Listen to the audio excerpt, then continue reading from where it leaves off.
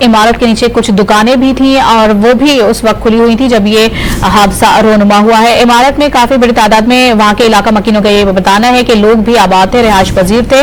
ताहम ये अब मलबे का ढेर नजर आ रही है। वहां पर लोग बहुत बड़ी तादाद में पहुंच चुके हैं ताकि जल्द अज जल्द लोगों को रेस्क्यू किया जा सके और बताया जा रहा है कि अब तक 5 अफराद को निकाल लिया गया है। शफी, ये बता दीजिएगा क्योंकि काफी बड़ी इमारत थी, 4 मंजिला इमारत थी। अब बहुत बड़े बड़े ये मलबे के ढेर हैं, ये इंसान या कोई भी आम शहरी नहीं हटा सकता, तो हैवी मशीनरी तो दरकार है। आप क्या समझते हैं, रेस्क्यू जो एहलकार है उनसे आपकी बात भी हुई होगी, क्या किसी ना किसी तरीके से वहां पर मशीनरी पहुंचाई जा सकेगी? आपको ऐसा लग रहा है?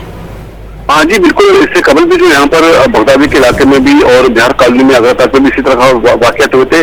मशीनरी पहुंचने में कुछ ताखिर तो हुई, लेकिन 12 मशीनरी पहुंची और वहाँ पर इमदादी कार्रवाइयाँ होती जारी रही। तो इसी तरह यहाँ पर भी मशीनरी पहुंचने में कुछ मुश्किलात तो दरपेश आ रही है, लेकिन कहा जा रहा है कि बगदादी से या आचौक दिल्ली मार्केट से जो है वो, चूंकि वो कुछ कंपेरेटिवली कुछ खुली सड़कें हैं, तो वहाँ से मशीनरी को ले जाया जा सकता है, तो ताकि वहाँ से जो है वो इमदादी कार्रवाई जो है फुल तौर पर शुरू की जा सके। क्योंकि बरवक्त कार्रवाई एक भी मशीनरी के जरिए अब बरवक्त कार्रवाई शुरू भी की जा सकी तो खतरा है कि इंसानी जानों का मजीद ज़्यादा हो सकता है।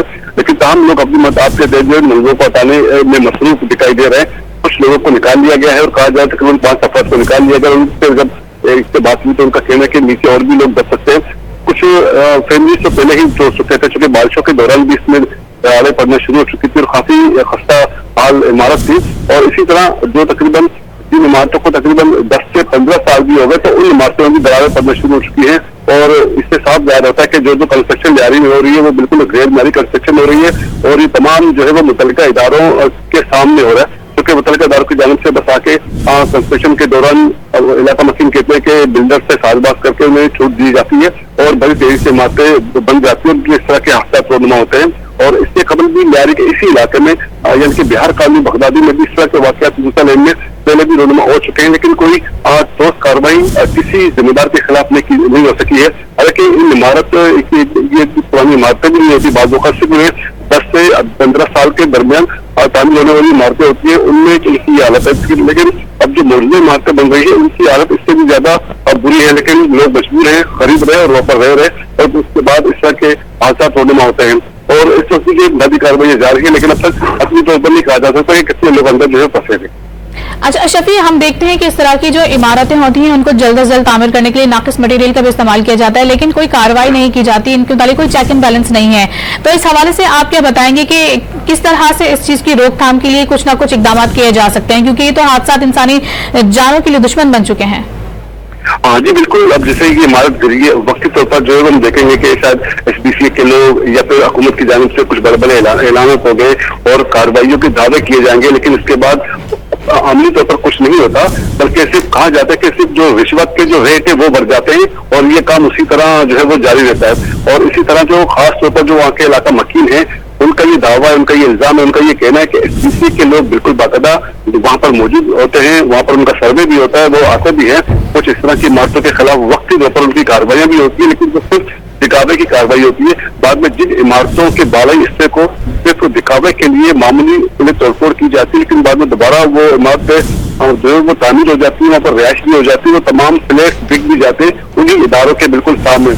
ऐसी लियारी में बहुत सी इमारतें हैं जिनके खिलाफ वक्ती तौर पर कार्रवाई हुई, जहाँ पर वक्ती तौर पर काम रोका गया, लेकिन इसके बाद दोबारा वो काम शुरू हुआ और वो फ्लैट बिक गए और मुतल्लिका इदारों को उनका अपना हिस्सा मिला। और इसी तरह बिल्कुल शहर के मुख्तलिफ इलाकों में जिस तरह ये सूरत देखी जाती है, तो लियारी में भी सूरत उससे मुख्तलिफ नहीं है। यहाँ पर भी इसी तरह जो है वो इलाका मकीन कहते हैं कि रिश्वत लेकर गैर कानूनी इमारतें तामीर की जाती है, नाकिस मटेरियल का इस्तेमाल किया जाता है और उस वजह से फिर इसके बाद ये इमारतों में इस तरह के हादसा रोनुमा हो जाते हैं।